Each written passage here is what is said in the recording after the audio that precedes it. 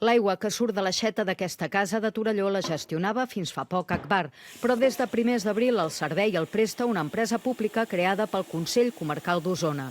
Model pioner perquè és el primer Consell Comarcal a Catalunya que presta aquest servei de forma directa.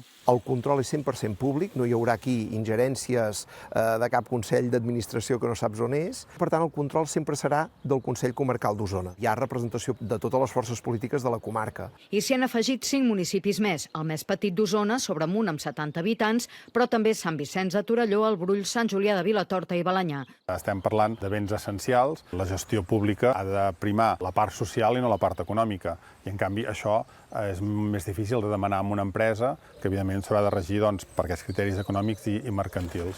Ara són 25.000 dels 140.000 habitants d'Osona a qui els arriba l'aigua gestionada directament pel Consell Comarcal, però ja hi ha altres municipis que, un cop acabin les concessions amb les diferents empreses, es volen adherir a aquest projecte mancomunat.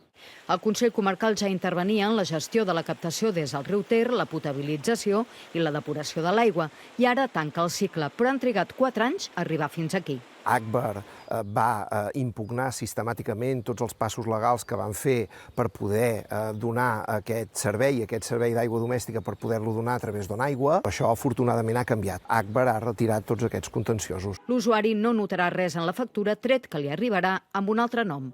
Núria Bacardí, TV3, Torelló.